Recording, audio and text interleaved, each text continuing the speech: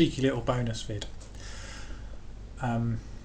The Mr Brearey video that I done. There is a point to me telling this story at the end. How this idea came about. It originated. I guess I've always looked at children's TV programs a different way ever since I was told that The Lion, the Witch and the Wardrobe was actually about the resurrection of Jesus Christ. And so any time I see like children's TV shows and things, I'm always sort of thinking, what is this really about? And also on top of that, I was aware shows like The Magic Roundabout came from other countries, and The Magic Roundabout specifically was, I think it was brought from France, and when the BBC bought it, they didn't actually have a script, and so they had to just write their own. That's why it's so wacky. So I thought, I'll do the same. I'll do the same thing, and I chose Mr Benn because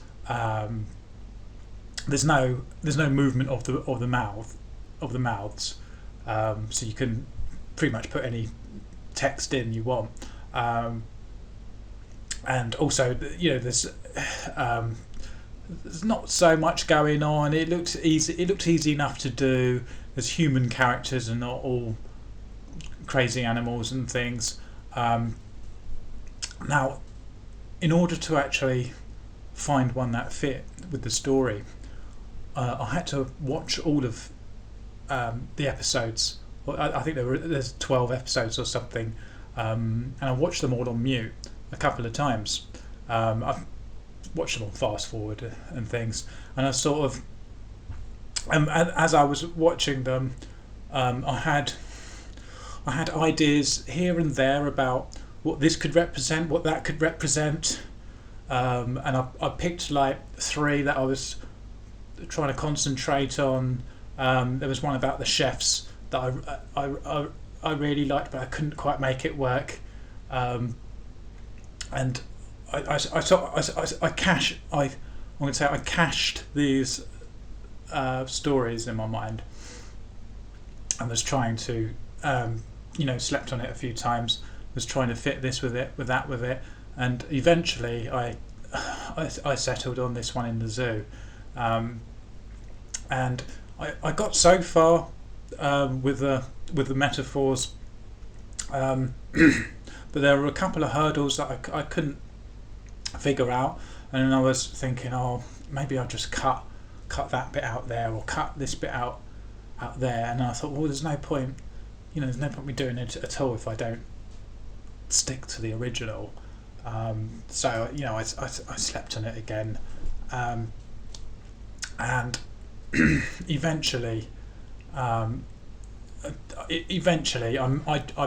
managed to iron out the last bit of the story to make it work. The problem was I'd come up with an idea for the ending, and then it was a bit like doing a Rubik's Cube, where you find a metaphor for one part, but then that changes the story for the rest.